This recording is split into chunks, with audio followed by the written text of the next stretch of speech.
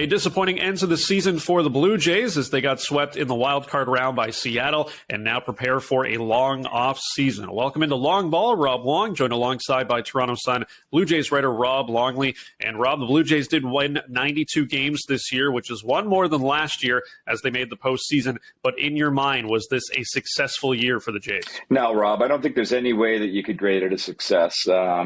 In a lot of ways, people expected this team to challenge for the AL East title, and that was never a factor. A lot of that had to do with the way the Yankees were early on, and they built up that huge lead. But they made it into the postseason. They won one game more than they did in 2021.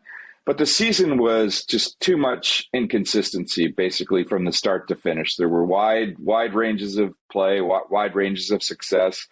Too many losing streaks, not enough stretches of sustained success. And then to go out as meekly as they did in the playoffs, like getting swept away by Seattle in their own ballpark, and as the capper to blow an 8-1 lead and lose 10-9, and certainly one of the greatest collapses in franchise history, and right up there with some of the great collapses in Toronto sports history. I don't think there's any way you could grade the season as a success. To me, they had to at least make it to the divisional round and put up a reasonable fight against the Houston Astros. But I think with the benefit of hindsight, that was never really going to happen. And in that 2-game loss to the Mariners in Toronto, I think a lot of the flaws that we saw during that regular season, during that underachieving regular season, were really exposed.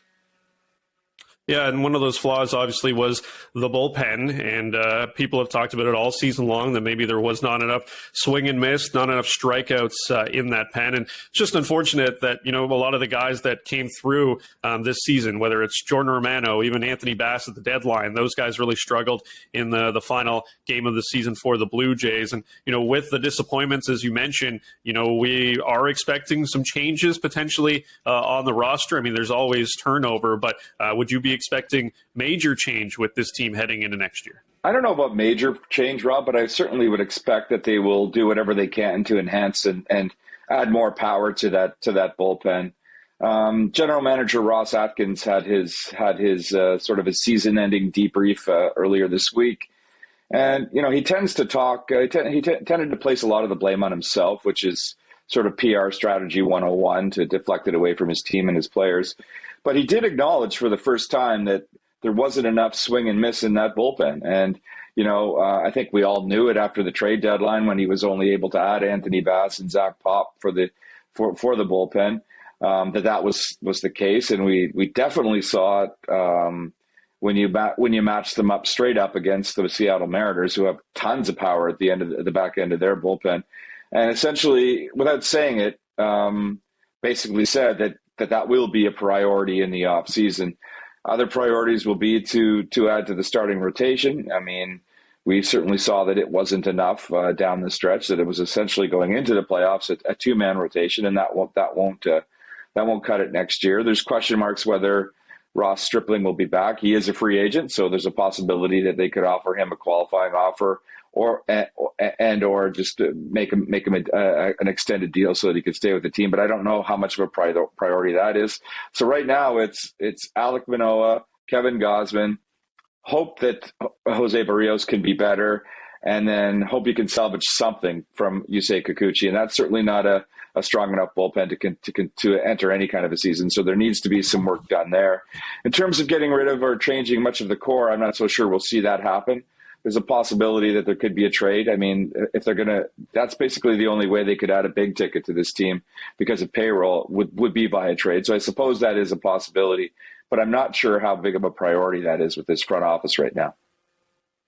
Yeah, and obviously, as you mentioned, payroll is a bit of a tough spot right now because they are spending quite a bit of money and heading into next year with some arbitration raises. It's going to tick up even more. And Hyun-Jin Ryu, with his money still being on the books, Yusei Kikuchi, it's going to be a little bit tough here for the Blue Jays to try to add a big ticket, as you mentioned. Shifting over to the coaching staff, obviously John Schneider taking over for Charlie Montoyo midseason, 46-28 in those 74 games, obviously making a big impression on the fan base and the front office.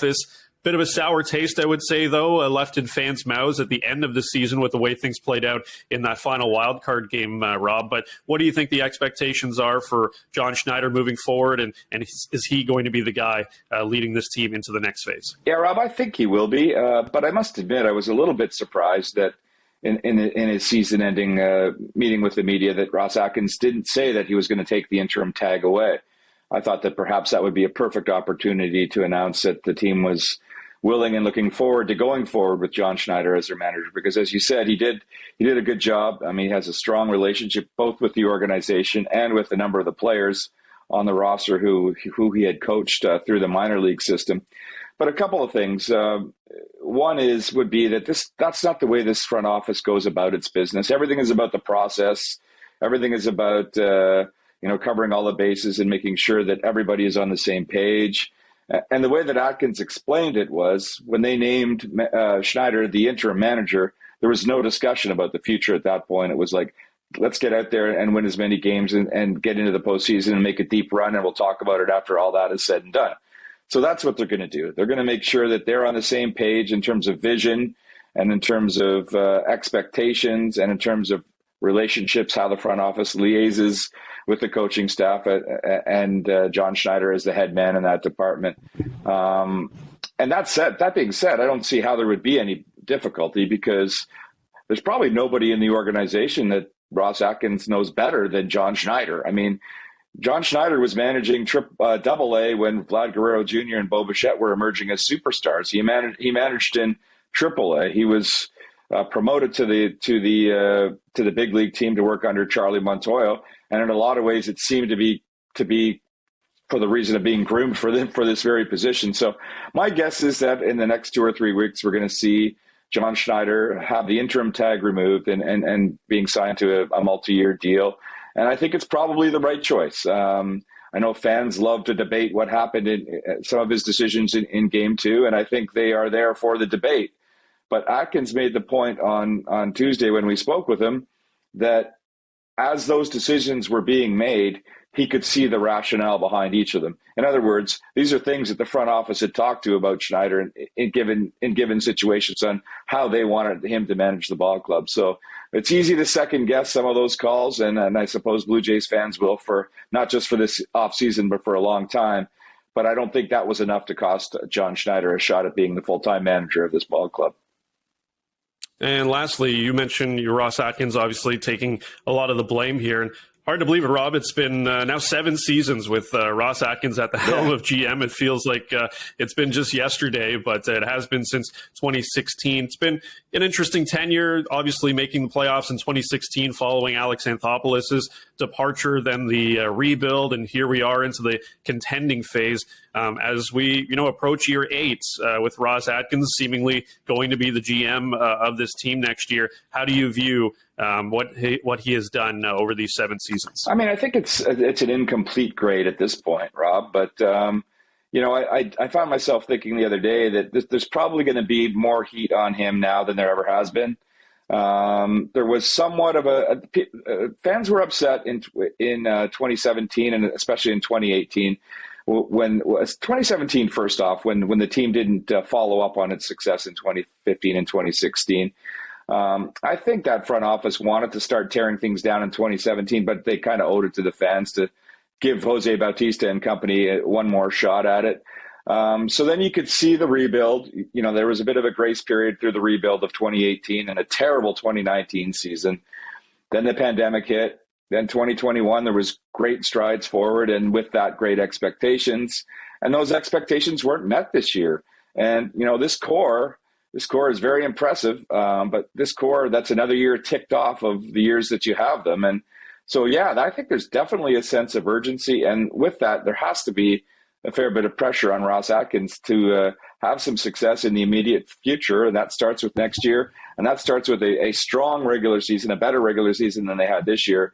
And for certain, a better playoff run, a deeper playoff run than they had in 2022. Yeah, the expectations are definitely high for this Blue Jays team. It should be an interesting offseason for them, and when something does happen, Rob Longley will be on it for the Toronto Sun. You can also follow him on Twitter at Longley Sun Sport.